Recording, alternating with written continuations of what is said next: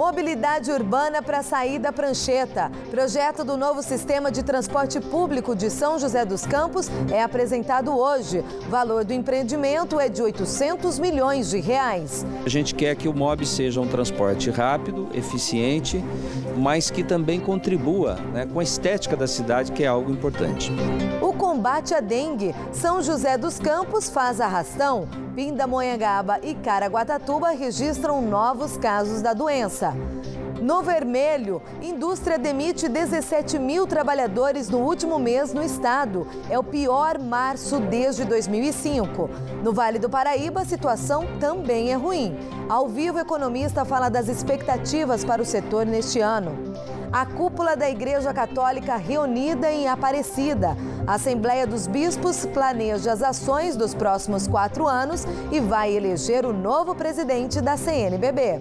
É sempre muito complicado você suceder alguém que tem esse know-how e essa história. Feriado à vista. As estradas da região devem ficar lotadas rumo ao litoral norte e Serra da Mantiqueira. Que venha o Flamengo. O São José Basquete vai para as quartas de final do NBB depois de 3 vitórias sobre o paulistano. Mesmo desacreditado, em nenhum momento a gente apontou o dedo falando que o erro era de um, era de outro.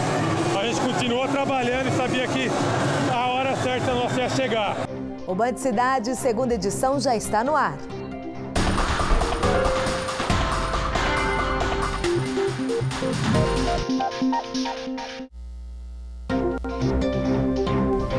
Olá, boa noite. A Prefeitura de São José dos Campos apresentou hoje o projeto BRT, o sistema de transporte de massa que será implantado no município. O valor total do contrato é de aproximadamente R$800 milhões.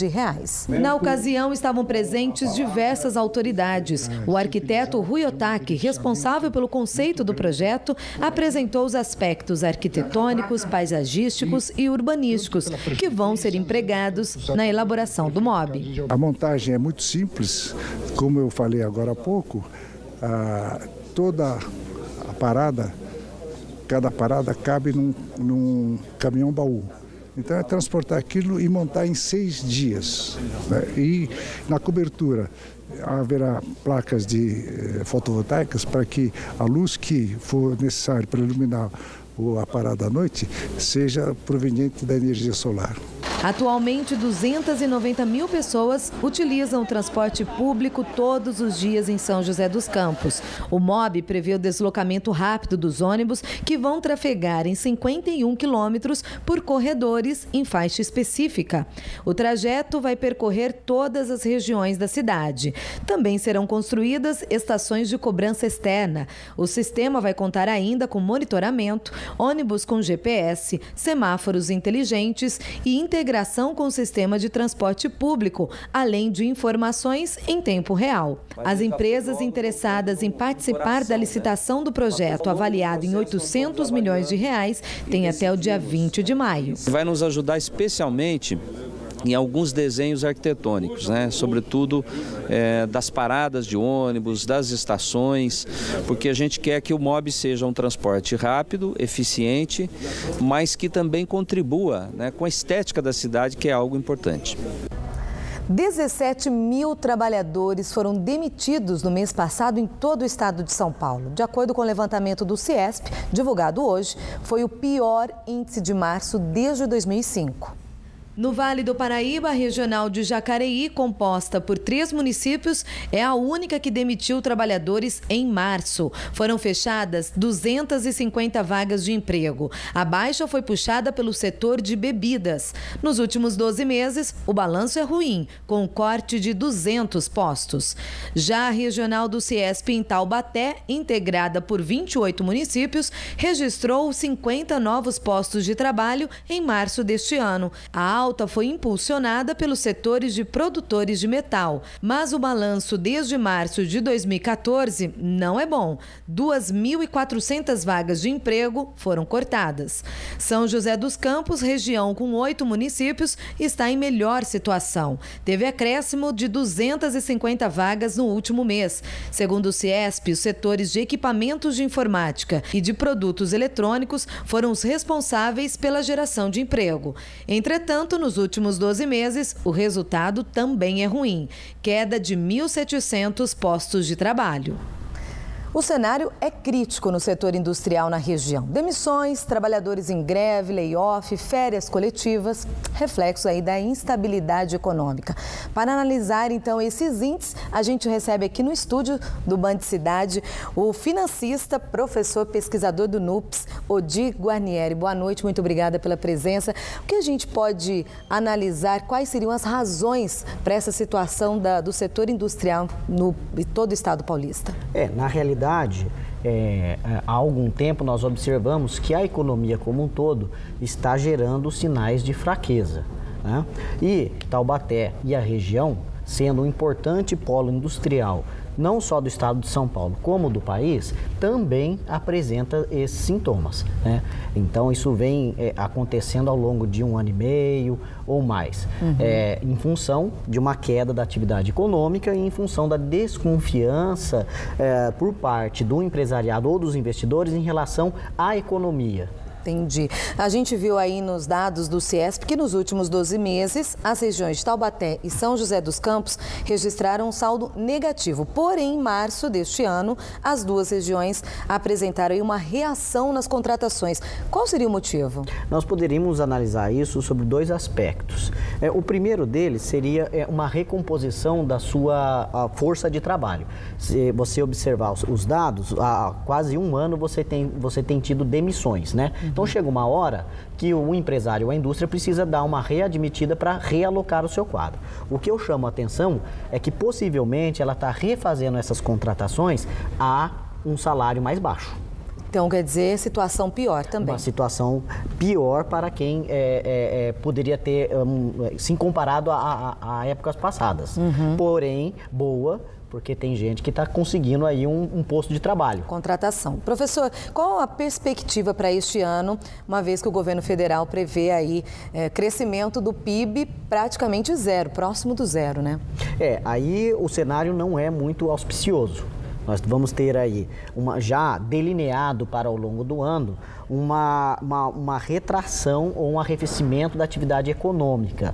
Não por conta do que se faz hoje, mas isso já é reflexo do que vem acontecendo, principalmente ao longo do ano passado. Então, agora que nós vamos começar a sentir os efeitos do que foi-se gestacionado, né, ou feito, executado macroeconomicamente ao longo do ano passado. Mas o senhor vê com bons olhos o ano de 2015? Não, pelo contrário, nós não teremos um ano tão auspicioso como disse anteriormente. O senhor acredita que o peso da participação da indústria como geradora de emprego aqui na nossa região, então, vai diminuir? Na verdade, quando você tem uma retração da atividade econômica e você tem postos de trabalho sendo cortados, a indústria geralmente que é aquela que melhor remunera o posto de trabalho. E se você cortar esse posto de trabalho, você vai consequentemente afetar outras atividades, como o setor de comércio e o setor de serviços. Então, nós não temos aí um bom prognóstico nesse setor. E claro, você vai acabar contribuindo, se houver no curto prazo, para uma queda dos empregos proporcionais à indústria no geral da região. Tá certo. O dólar na casa dos R$3, como que o senhor avalia? É bom ou ruim para a indústria local? A indústria local, nós temos uma parte da indústria local que ela é exportadora, apresenta uma boa pauta exportadora, como a Embraer ou as empresas automobilísticas. Nesse cenário, essa taxa cambial, face à taxa observada ao longo do ano passado, ela fica melhor para se exportar. Mas, em contrapeso, nós temos o seguinte: a desvalorização cambial transfere-se para os preços internos, ou seja, muitos insumos que são importados também ficam caros dentro da nossa economia. Então, nós temos aí que poder regular essa equação aí. Tá certo. Então, nós falamos aqui com o financista e professor, pesquisador do NUPS, Odir Guarnieri. Muito obrigado pelos esclarecimentos, pelas orientações. Uma boa noite para o senhor. Eu é que agradeço. Boa noite aos ouvintes da Band. Obrigada. 15 pessoas continuam internadas, sendo 5 na UTI em 3 hospitais de São José dos Campos. Elas estavam entre os 41 feridos do acidente que envolveu um ônibus escolar e um coletivo na última terça-feira na rodovia que liga Monteiro Lobato a São José. Chovia no momento da colisão entre os ônibus que deixou uma vítima fatal. O corpo da estudante Flávia de Fátima Santos Barreto, de 18 anos, foi enterrado ontem no cemitério municipal de Monteiro Lobato. A cidade decretou 3 dias de luto. A Polícia Civil abriu inquérito para investigar as causas do acidente. No boletim de ocorrência, consta que os pneus traseiros do ônibus escolar de Monteiro Lobato estavam aparentemente carecas. A prefeitura afirma que a revisão do veículo estava em dia, porém irá investigar a situação. O tacógrafo também foi recolhido pela perícia para averiguar se o motorista estava acima da velocidade. Outro questionamento era se os passageiros utilizavam o cinto de segurança no momento do acidente. O arrastão contra a dengue que começou hoje na zona norte de São José dos Campos continua amanhã. A ação será das 9 da manhã às 4 da tarde. Confira agora o placar da dengue nas cidades da região.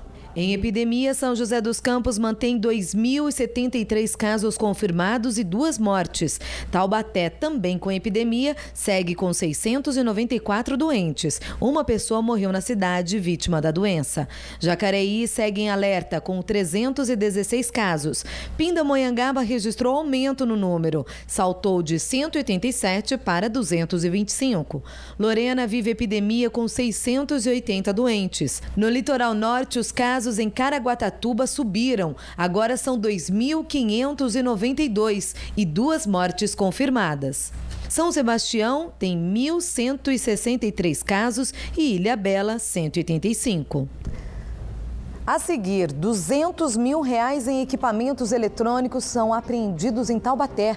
E ainda os detalhes do segundo dia da Assembleia da Conferência Nacional dos Bispos do Brasil, em Aparecida. Agora são 7h02, a gente volta em instantes.